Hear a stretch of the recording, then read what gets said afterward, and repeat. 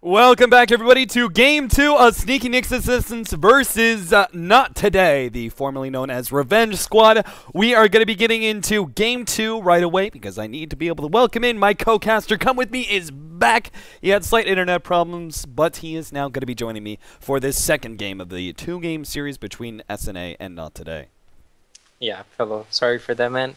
No worries, man. I had a great time with my solo cast, though it was a bit disappointing watching basically the game just stall out for NoT Today, and they didn't even go out with a bang or anything like that. It was just like they just kind of stalled, and like one too many pickoffs happened, and all of a sudden SNA took 2 sets of racks in one go.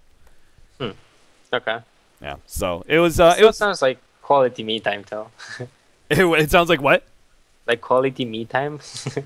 Yeah, I just sat down with me and the 15,000 people watching and had myself a grand old time. That's not bad. Yeah, so this game 2, though, we're already seeing something much different, at least for the side of NoT Today.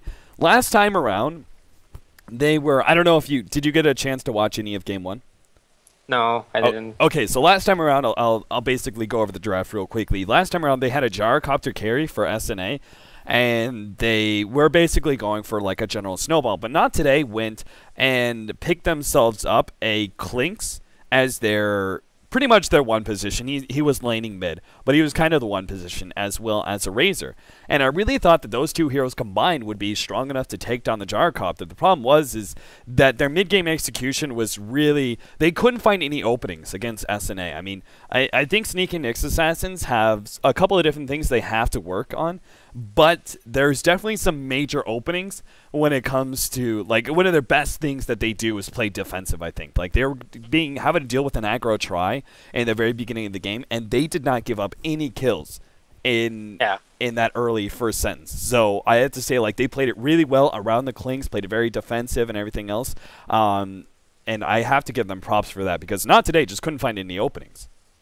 I know they play really good trials. I have some histories to say so with their players, and I think X-Mike and Fluff are really stable in their play. They don't do shiny things, but the stuff that they do, they make it consistently solid, you know? Yeah, for sure. They definitely aren't the players that, like, people are making highlight clips of, but they also aren't the players that people are like, oh, look, he's feeding again. Well, yeah. Well, IX Mike did kind of have that rep as his support, but in the offlane role, he's been very solid. And when he was playing support, it was just like what he had to do. Like, for example, when they were always picking up Dream Protector way back in the day, it was like, oh, look, there's IX Mike going off into the jungle to sit with his nature guys and just be acting as a movable ward, you know? And of course, you're going to get massively like underfarmed and stuff because of that. So. I think he's a good player. I like to call him IX Bro. IX Bro. Oh. Yeah. He is quite the bro, apparently. Yeah, he really is. Apparently on Twitter, Uport recently followed him, and Uport actually asked him to follow him back, and they wanted to direct message Mike. So it's happening, guys. Uport, Sneaky Nick's Assassin's gonna be sponsoring Uport. No. I don't get it out of the Reddit threads. All right. I completely understand why nobody's actually really going for that. Honestly. Yeah. You don't want your name to be associated with that when you're trying to do something serious.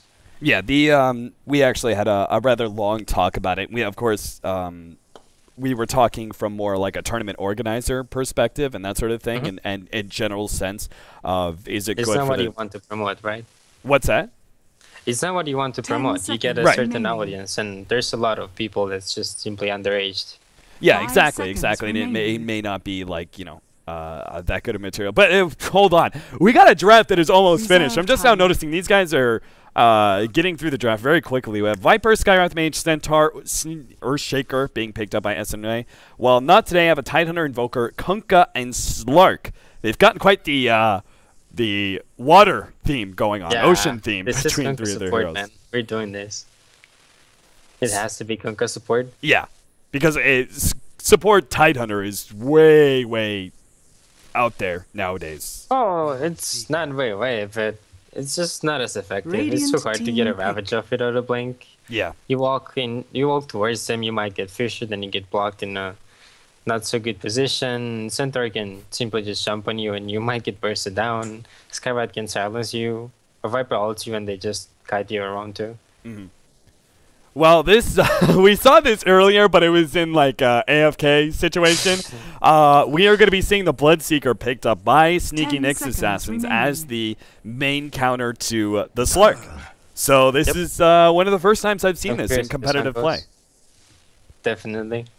This has been like a long time discussion too, because you could argue that if Slark gets farmed enough, it will not matter that he gets raptured. Right. But you can also argue that the Rapture is always going to own him anyway.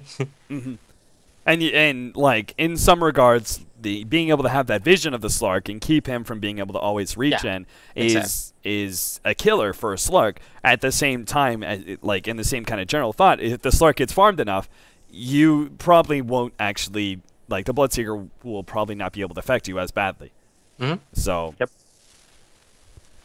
Yeah, this is going to be a very interesting matchup. Dazzle is going to be the last pickup here for NoT today. I like that pickup a lot, even though it doesn't necessarily set up the Kunkka, what we should be a support Kunkka here.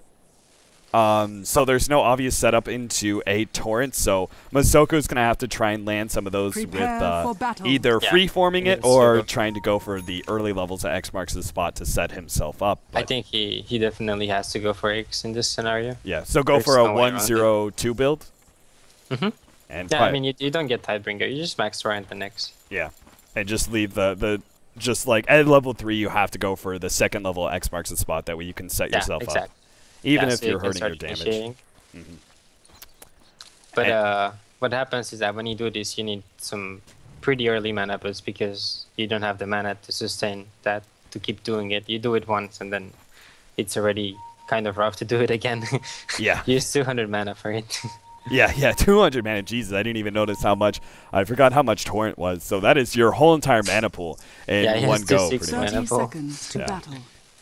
So it's almost like running a Wraith King support, except for not quite as easy. Pretty much. Yeah. Well, you don't go mana boots in that one though, but yeah, true. So the other solo lanes are going to be Smash's Invoker, proclaimed Invoker player from South America, going up against TC's mid Viper, one of his more solid heroes. I would say TC is, I mean, he was known for Razor back in the day. Like before Razor was really all that popular, there was only really 2 players who were known for being Razor players, and one of them was TC. And I would say the Viper is a very similar playstyle to the Razor. Yeah, it is, for sure. Yes. I mean, wasn't he, I'm pretty sure he used to play solo mid when their first team came up, and I mean when he made that teammate Fluff. When all the way back in Teamfire. Like Complexity, yeah, even before that Teamfire was. I'm pretty sure he was playing mid at that time, if I'm not wrong. And I think his trainer was Windrunner. Yeah, I can't actually remember. I can't, because I remember casting Teamfire back in the day, but I can't actually remember if they had Jo playing. Oh, that's right. No, they were kind of like switching around. Yeah. But mostly Jo was mid, actually. Yeah. Masoko's going in for an early attempted gank with his Invis Rune, but he's not going to find much. Unfortunately, Tidehunter is here in a very, very tough lane because you have the Skywrath Mage harassment, and he has to keep himself. This is the most important thing for a Bloodseeker against a Bloodseeker early on the laning phase. Stay above 50%, but that's tough against such a good harassive hero such as the Skywrath Mage. Oh yeah, that's right. Actually, I almost forgot about it. But you know how the Bloodseeker silence is not disrobable? And it has 6 seconds cooldown on level 4, and it lasts for 9 seconds. What I'm trying to say is that you can spam that on Tidehunter, and he's never gonna get a Ravage off. You just use it on him and you ignore him. Oh wow! I didn't even think about that. That's insane. So he needs a blink and he needs to stay hidden. Of course, this also means you have to level Blood Rage up early on if you want to do it now, but right. Just later on, he's just so strong. That's actually pretty goddamn amazing. I didn't even think about that. And look at that. The Blood Rage also is a pretty good harassive ability early on. It's not normally what you think of, but it's just... I don't like that he's going for Bloodbath though. I've played this hero in the safe line a few times, and I don't see the use of Bloodbath. Jesus! First blood is going to go down way too sexy. He had a pretty good block there. The Tidehunter was able to sneak his way around it, but it didn't matter. The last nuke from Fluff and stuff was able to finish him off, and now they're going to be able to get this hard camp pull as well. So they're not even going to be feeding the experience to Tidehunter necessarily. Yeah, it's really good. Bottom lane, we have IX Mike being chased down by a hasted Mystico, so at least they kill the offlaners 1-1. Yeah, this is really nice for them too. The haze really helped out. But the Bloodseeker, I don't understand why you would go for a Bloodbath in the first place. Because you start with 4 tangos and no flask.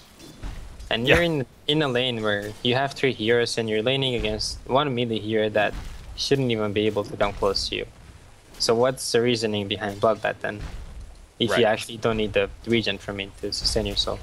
Do you think what preferred build would you like to see for a one-position Bloodseeker? I max the Thirst, the 3rd passive. Okay. Because it just gives you a lot more, basically. A lot more MS and damage, bonus damage. Of course. And I don't know, it feels stronger, honestly. Yeah. And then I think the range increases. Do you go for a 4-1-4 build or 1-4-4 build or what? No, I max my 3rd spell, the passive, the Thirst, and then I max my Bloodbath with it. Okay. I just get like 1 point in silence. Right. But I get it at level 1 just for the harassment. Right. The mid matchup, we have the Viper facing up against the Invoker. Right now, TC is sitting at 20-9, while 9-2 on Smash. So this lane is going very favorable for TC. Now, that's not to be too much of a surprise. The Viper does have an early lead.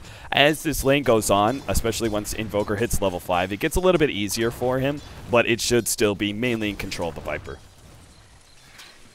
Yeah, I mean, Viper's level 5 right now. This Invoker is so hard for him to stay in the lane. If Viper gets an uphill ward as well, because that's basically what he needs right now to completely own this lane. Yeah. Just uphill vision. So it can... Torrents into the Sunstrike, mixing with Mystico being able to hit the Shadow Poison, a couple of right clicks, and they will be able to ensure the kill. And way too sexy, but he's going for the Roshan. Roshan hit him! Oh, what happened? I don't know, man. He turned. Well, I'm not sure why he turned, but at least they got a kill out of it. Not today.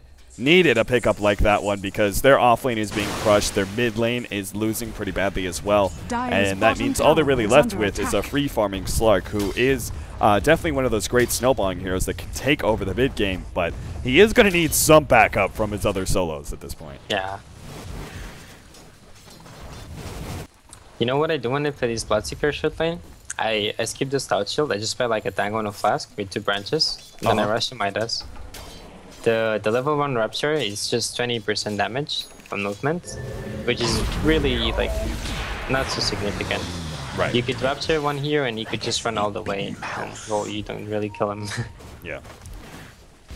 TC managed to get a kill on the Invoker in the mid lane and missed go while he tried to return a kill. Maybe they might still get it. Masoku getting close enough. Way too sexy, though, is here for the Fisher. Doesn't even use it, though, as he finds it's not really necessary. And TC is going to be able to have himself a very, very early mech, which is going to be so important when it comes to some of these early fights where the Slark is, like, he's very dependent on that kind of burst damage from his 2 abilities. It's actually going to be a hard carry Slark, it looks like, as he's going to be maxing out Essence Shift first and not trying to go for a more mid-game oriented 4-4-1 build. Yeah, I'm not used to saying this either. I'm not really exactly sure what's the purpose of it either, to be honest. Is this where he tries to go for a fast blank and he goes fighting them, but like, why? How does the Essence Shift benefit him more then? I think this build is basically him. So up against 1v1 against the Centaur, he's able to constantly harass him with the Essence Shift. But basically he's going to be looking for AFK farming, and he's going to be going for really, really early Scotty. I've seen this build once or twice, and I think this is usually how you build it.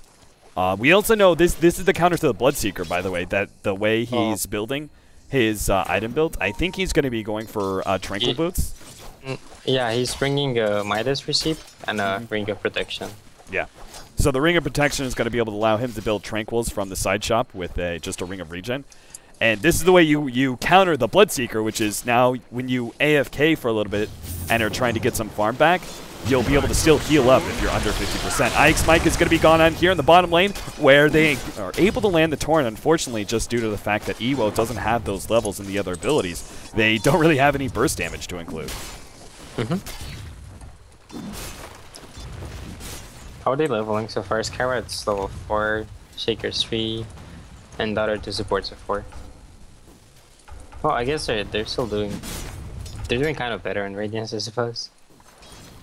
Yeah, there's Sneaky Nyx Assassins hold a very small gold and experience lead, but it's mainly because of the fact TC is out-leveling the... TC is doing a great job here. Yeah. He's dominating East lane. Mihawk has completely abandoned his off lane for the most part as well. Mystico's actually sitting here in the side area just trying to clean up whatever experience he can. And Tidehunter is almost like full-time jungling, it seems. Yeah, kinda. Way too is making sure they don't really get the stacks up either on the instance. We serve the same purpose. So I'm not sure why Shadow Priest is there. No. Okay, I guess he was just sneaking some XP off and warding. Yeah, I guess nothing really better for him to do at this point in time, but he doesn't really serve a whole lot of purpose in his early laning phase, just because I would expect him to almost like sit... I don't know, they don't have very good rotating supports due to that Dazzle last pick. I feel like it was solely because of the Bloodseeker, but they sacrificed so much their early game by not having a better combination for the Kunkka. Like, if you had some sort of stun, Kunkka could just go around with early maxed out Torrent, move around the map, and they can have a kill combination together. But as it stands, the Shadow Priest doesn't really give you that much offense early on. Yeah, it's true. But, I mean, if they're planning on farming Stark, it's probably the best pick for them. Just make sure he doesn't die. Bottom lane, we have Ike's Mike, who is not afraid of throwing down some double edges onto Ewo. He's really trying to put him down below that 50% mark, but I don't think Ewo is ever going to allow that to happen. But even if it does, he's still got a potion as well as middle lane. They're actually going to go for the X marks the spot. Torrent combination, Meteor over the top. TC, though, has to have the Centaur ultimate to get himself away, as well as the mech. If only Ewo had been there for the pounce, they could have actually held the Viper there long enough during that the Centaur ultimate and could have gotten that kill. But right before the engagement, I was about to say that this is the expense of picking supports that are not so good at zoning out, like Kunkka and Shadow Priest, especially if he doesn't stay bottom. Right. Because this center ends up having a lot of levels. He's nearly level 8. And then you have a Tidehunter that's level 4. It's pretty crucial, I feel. And we just saw it now. Like, center had his ult up for Viper to make sure he doesn't die. Yeah, being twice the level of the other offlaner is a pretty good start for Sneaky Nyx Assassins. Well, the mech on Viper helped him too, of course, but the center ult was the key, I feel. Yeah, absolutely. We do have some additional stacks here that they're going to be trying to farm. It looks like they're giving up middle lane to Misoko's Kunkka, and they're going to farm up the stacks with Meteor. Can't say I've seen that too often, but not today. Kind of desperate. As it just got though. Yeah, he gets picked off. Looks like he was just ruptured and chased down, as he couldn't even teleport away with the Fisher ready to stop it. Well, I suppose they could try to push his lane top, but they don't really have that much tower damage. Although, take a look at Bloodseeker. Oh, never mind. Okay, it just went away. He had 2 stacks on the turrets from 2 heroes that were less than half HP. Oh, yeah. So he had Radiant's like plus top 90 damage or something. under attack. Yeah, he gets 70 damage from 2 heroes being lower than 50%. Yeah, the Kunkka comes forward again. That's the beautiful thing about Rupture. It is a super low cooldown. It's not up just yet. Another 20 seconds, though, is all it's going to take. They start running him out, easily forcing him away. And Mihawk, he doesn't even have a teleport right now because he just couldn't afford it. Yeah. The Ewo continuing to farming up on his Slark. He's going for a 1-4-4 build, which is putting some extra levels in a pounce, which is nice, but I really felt like they could have gotten some pickoffs on the Centaur early on. Once again, another Rupture, and the Tidehunter will be picked off. X marks the spot, but not going to be able to do much with that one. Meanwhile, middle, Smash is going to be harassed out in the middle lane, and bottom, well, IX Mike is fine with any harassment that comes out from the Slark and Dazzle at this point. Yeah, definitely. But I thought Kunkka could have actually killed the Skyrat if he paid a bit more attention. But with those kills on Titan and whatnot, look at Skyrat now. Yeah, he's already level 7. They're going to go for a kill on Ush. They're going to bring him back. X marks the spot. Torrent, hold him in with the leash. He's going to try and teleport himself away, and he will be able to do so successfully, as there was no additional stuns. The X and the Torrent is your only stuns from your supports right now. Yeah, pretty much. And this is really what has killed the support Dazzle for so long, is that change-up of the Poison Touch. No longer being able to give you that early stun in the beginning of it. Yeah, definitely. It's so easy just to teleport away from it. To stop what happened top, they could have had the kill if Invoker Sunstrike, but he didn't do it. So a rare missed opportunity for Smash. As his Invoker is definitely not doing so hot this game. Okay, did you see that? Did he just make the creep? Yeah. So he can actually push the tower.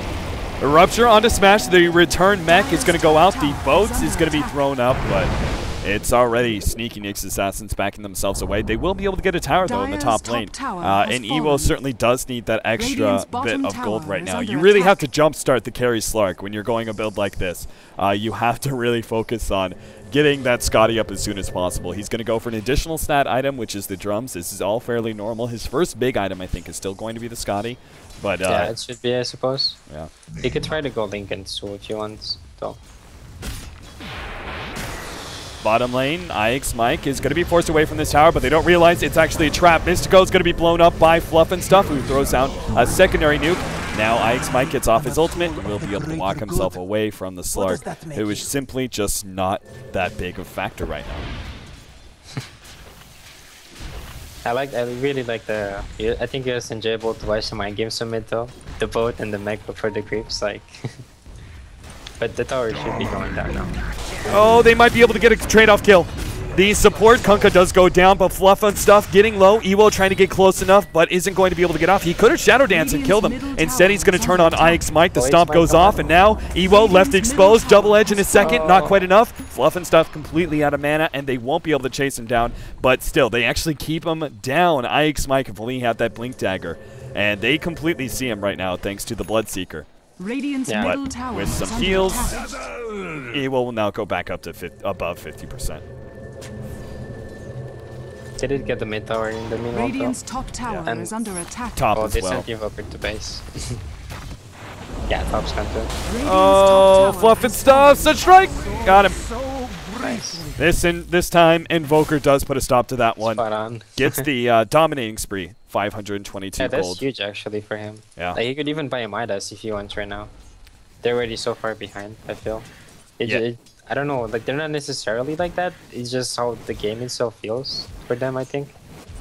No, I totally agree that they, like, when you look at the Golden Experience, it doesn't feel like they're far behind. Yeah. But Sneaky Nyx Assassins are already at a place where they can force fights, where not today, you're just going, how much time are you going to need before you're ready to fight?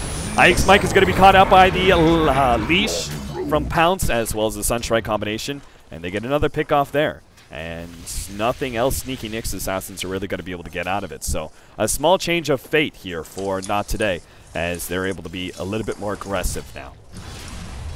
They should have had the Star kill earlier as well, where Centaur standing on your Oh no, the counter! Fluff and Stuff going to be X-marked and taken down as they tried to go on Ewo of all heroes, but they didn't drop the ultimate, and even if they did, Mystico would have kept him alive with the heal as well as the Shallow Grave if necessary.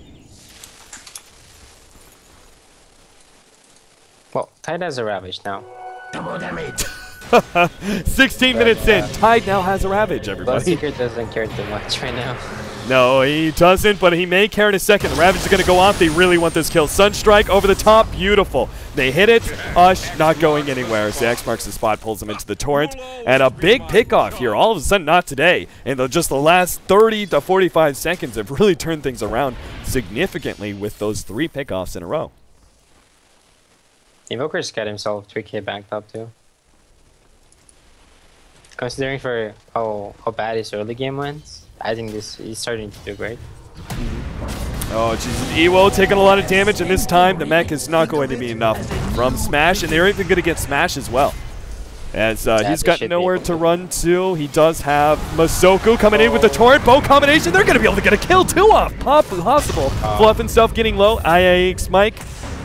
Now he needs to run though. Yeah, they're not going to be able to get this kill. Rupture goes off. Mihawk will try and stop this one, but Masoku's definitely dead. As the Fisher from Way Too Sexy. To keep running. Yeah, like you said, the level 1 Rupture is not that big of a deal, so you just have to keep running away. But he could have avoided getting ruptured in the first place. I don't know, he just stopped for some reason. I guess he was like a hype moment. It was like, yay, what's so good? Well played. And then he forgot to play his game. Under attack. Forgot to play the hero.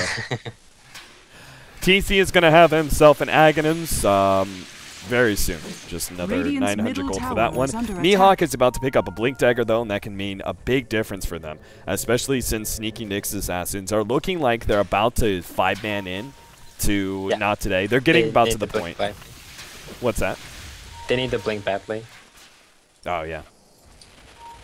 Not Today. Smoking up. Trying to get in range of the X, but it's only level 3 right now, and that's not quite... No, he does finally get it off. And now X into the Torrent follow-up. Oh, what a beautiful initiation by X Mike. 4-man hoof stomp. Good shallow grade, though. They're still going to be able to fight this one up. Ewo is still quite healthy, but he's beginning to drop down below that 50% mark, and now he's in some serious trouble. The heal's not going to be enough as the double edge finishes him off. Now it's just cleanup time. Mystico, he's also going to fall. On the left side, we have Masoku blocked up, and he's going to go down. Tidehunter as well as Tidehunter as well as the Invoker were the only 2 heroes left alive for Not Today. That was such a beautiful initiation. Ix Mike's actually going to go for more. Now going for Smash. He's going to immediately teleport himself out. Earthshaker Fisher, though, puts a stop to that one. And now the Skywrath Mage should be enough to finish him off. Sunstrike will hit up Fluff and stuff, but it's not enough for a kill. 4 heroes go down in rapid succession here for Sneaky Nick's Assassins. And they're looking damn strong and ready to push down tier 2s. Yeah. Ty's got his Blink ready though as well. So I suppose they're going to fight this. But what is really interesting is that Invoker's going for AC actually, for Sedum. Haven't really seen that before. It's kind of unusual, I guess. That is very, very unusual. It's a right-clicking Invoker, I guess. I mean, I know they're aiming for late game, but good God. It's just like straight late game or something. That's insanity. Like, I'm almost expecting someone else to be, like, picking up a Vlad's now for Evo as well. That way they've got double auras for this late game Slark they're hoping for. Might as well just do it, right? Why not? I guess so. Ewo's actually has a Mythal Hammer, so it looks like he's going to be going for BKB. Definitely necessary against some of the AoE that Sneaky Nick's Assassins have. There was a time when I considered this Invoker Bolt with like AC and Deso. The only thing I didn't like about it at all is the fact that you can't use Alacrity and BKB.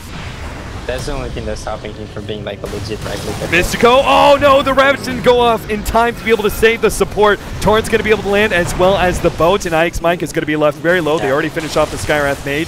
That could have been such a beautiful fight there for Not Today. If they saved the Shadow Priest, yeah, it could have been perfect. But this is still very good for them. Oh, absolutely. Two very strong pickups. It looks like they're going to try and go in the middle lane. They're actually going to fight this one. TC doesn't get hit by the Torrent. Smash, meanwhile, gets ruptured and immediately tries to teleport away, but the Fisher will put a stop to that one. Ewo, surrounded by 3 heroes, does get off his ultimate, but he's got to stay above 50%. Couple of hits, and now he's in some serious trouble. Leap, but Ush managed to get in front of that pounce. Still not enough, though. The heal comes in from Mystico. Viper, meanwhile, does finish off the Kunkka. Ewo, where's Ewo going? He gets silenced up. Now he's done for. As he gets surrounded by all these heroes, Mystico will fall as well. And a double kill for TC and some extra cleanup for the Bloodseeker. Just wow. Like he turned to the Viper and he died from the passive. That's probably one of the saddest moments. Yeah, that is pretty sad. I was like, Kunkka died. Oh. Alright. How? You look at Kunkka, he dies here, and Viper's like here, like how? Yeah. Oh, Jesus. Dire's bottom tower we have a Yule Scepter up for the support Skywrath Mage at 20 minutes in. Yeah, he's doing very well. I think he's been the one warding as well. Yeah, allowing Way Too Sexy to try and get that fast Blink Dagger. But because they've gotten so many kills, he's been able to get a luxury item of his own. I'm wondering what he's gonna go next. He's gonna try to build Aghanim's. Does he go for staff? Does he just straight up fail?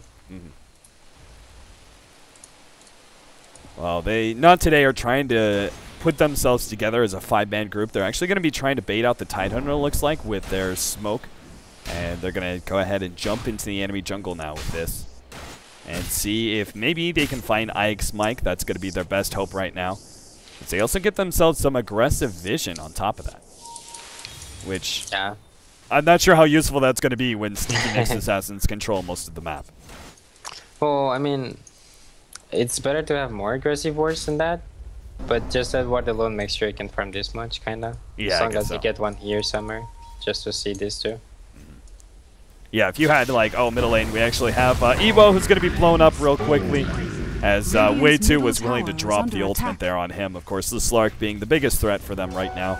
Important to keep him shut down, so well worth the ultimate. Yep. Although, I think they should be aiming for more control in the enemy jungle. I don't think this is enough. I think they need this, you know? Is under attack. Well, Mazoko's going to be gone on here as he's trapped up.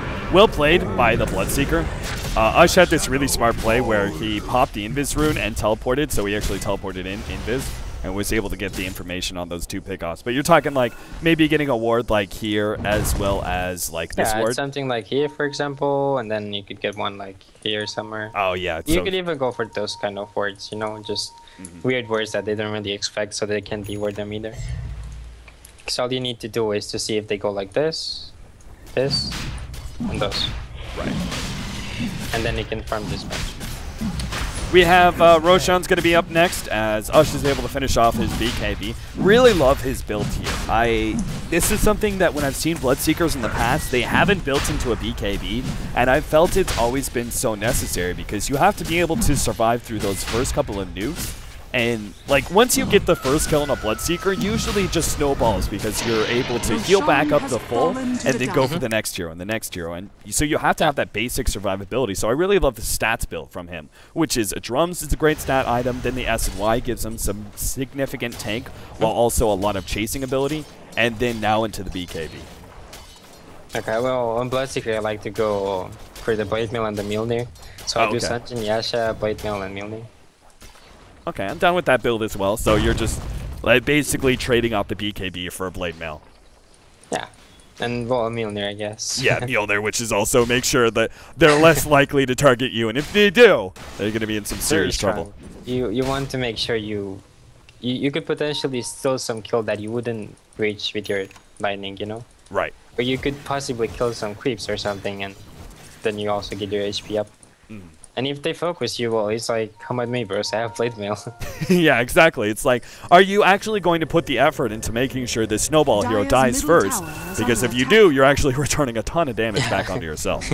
And if you don't, he hurts just as much anyways. Yeah. Bottom lane, we have TC, who's just going to teleport away right underneath the Slark's nose. Ewo did finish off his BKB, but it means he's still seriously lacking in stats and ultimately damage. Yep, Invoker has his AC. I'm curious what he goes next, though, because he really needs some HP, man. You think he will go like something like Skadi or something? Although I don't see how that's worth it. Yeah, so oftentimes when it comes to my look at the game, when I feel like you're this far behind, I kind of feel like, okay, let's just go for a YOLO build. And I would almost rather see like Glass Cannon and Invoker just basically to hope that they don't be targeted. Like, you know, go for another damage item, like your Desolator build that you were talking about. And just go like, F it, if I'm targeted, we're going to lose the game anyway. So might as well just hope for the best in positioning. Yeah, I suppose he could do that. But it will take him quite some time to buy it, and it would just die too easy. Like, there's no way he survives ever. Yeah, for sure. And you can't possibly think that he will stay in the back because they have a central, so they will get to him. That's not a problem. Yeah, for sure. He will continuing to try and split push where he can, but the tier 2s are beginning to drop faster and faster on the side of Sneaky Nyx Assassins. or due to Sneaky Nick's Assassin's aggressive pushing. Ewo may be found to, well, he's actually going to jump over the cliff just to be able to get himself a haste rune. And even if he does run into these two heroes, I doubt he dies. Maybe. They might have enough burst damage if they hit the hoof stomp on him and blow him up with the Mystic Flare. But he first is going to be running into Fluff and Stuff, immediately gets himself the hell out of there. Going to try and teleport away. That was not the right move up against Yule Scepter. Now Ewo's going to pop his ultimate, but they are surrounding him on all sides as he's going to try and pounce again, once again into the jungle, gets himself some distance. And, well, he's going to be stuck here for a while as he no longer has that teleport. For a long while. Oh, another pounce right as Fluff and Stuff gets forced out forward. They are looking for him, man. Way too sexy. He puts himself in the trees as well. Another pounce. And he jumps in a little bit farther. Way too sexy. Can you match him? He doesn't have mana after the next pounce. He's got a blink, but it's so dangerous, and I think they just, I don't know, he knows that they don't have a teleport. Look at the career. Oh my god, it's going to find him. Meanwhile, farther up, we do have Mystico will manage to teleport himself away right under Ike's Mike's nose, thanks to that shallow grave. Well played by him, and Ewo managed to just buy his team a lot of time there for them to take this top 2-2. Echo Slam goes off, Mihawk in some trouble, Torrent, both combinations going to go off, and will hit way too sexy, but it's not going to be enough. They do get the deny on the tower. On the left side, Masoka's going to be chased down by the Skywrath Mage. Farther down, we also have Smash, who's probably going to lose his life here to both the Viper as well as the Centaur. So full out kills on all sides as they wipe out the 3 heroes that attempt to push into their base. At least they did kill the tier 2. You could say the very minimal at that. It also delays out this game a little bit, where Ush, well, he may be in some trouble here. He does have an Aegis. Ewo's fighting up against him. Who can win this man fight? It's going to be close, but the stats goes the way of Ewo. He also had a Shallow Grave there, but he's going to be super low. Gets off a Shadow Dance. Oh, what? It's a Shadow Dance! How does he allow himself to get silenced before he Shadow Dances like that? I don't know, man. I guess maybe he thought the casting time is longer for some reason. Yeah, I don't know. That was just so silly. Because if he Shadow Dances and he gets all this free time to hit the Bloodseeker, and then there's the heals on top of that that are going to be coming in, like he would have gone up to a pretty decent amount of HP. There's a chance that he kills, yeah. Especially seeing as he had already stole so many stats. I would just run if it was me. Yeah. I killed him once and I'm like, okay, I have 4 seconds, I'm done, I'm out of here. Yeah. TC is going to be stunned up a little bit in front of his hero's base, but Mihawk, he's gesturing for a Ravage, but he's actually going to lose his life before he can do anything. The BKB from TC kind of making him unstoppable. The Centaur ultimate, it's going to allow them to dive in deep here as Smash gets silenced up and ruptured. The Shallow Grave is actually going to save him for a good amount of time. They are trying to get back to the Fountain Smash right outside of it, where Way Too Sexy is going to be able to finish him off. Kunkka as well dies to the onslaught of TC and IX Mike, and what it felt like just a simple outdraft from Sneaky Nick's Assassins gets them a clean win in Game 2, taking it 2-0 against NoT today. Yeah, it looked like a pretty easy game for them actually.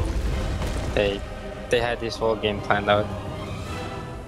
Yeah, the Bloodseeker last pick just completely screwed. Like, it seemed like NoT today went for some really weird builds and decisions just because it seemed like they were so concerned about the Bloodseeker counter to the Slark that they went, okay, we're going to go for this hard carry Slark, and Invoker's going to also go for late game items. And yeah.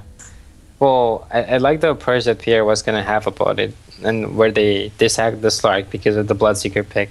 But they could only do it because they picked Slark so early. In this scenario, it wasn't a thing anymore.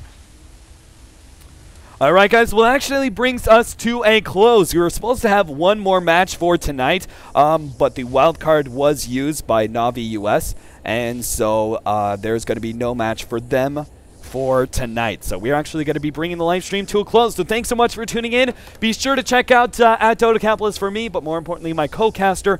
Come with me. You can follow him at CWM Dota.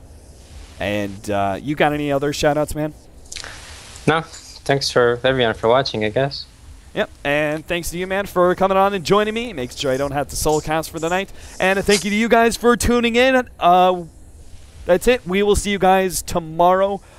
Casts are coming up for tomorrow, which is going to be Starting at 19 CEST, we have the ESL 1 Power Rangers versus virtus.pro matchup. I'm not sure if that's casted by me or Toby, but it's going to be on Join Dota Red. Then we have more D2CL. Every single night we're going to have more D2CL matches. Tomorrow is going to be DD versus Navi US. They cannot wildcard that because they'll be out of wildcard uses. And then UG versus CNB. Those should both be some pretty even matchups. So be sure to tune in for that. We also had the MSI Beat It US qualifiers happening right now with Gorgon. I believe one of the quarterfinals and one of the semifinals is happening over there on Twitch TV/JoinDotaBlue. So be sure to go check that out, or just go to joindota.com. The link is up there as well. And again, guys, thanks for tuning in. We'll see you guys tomorrow.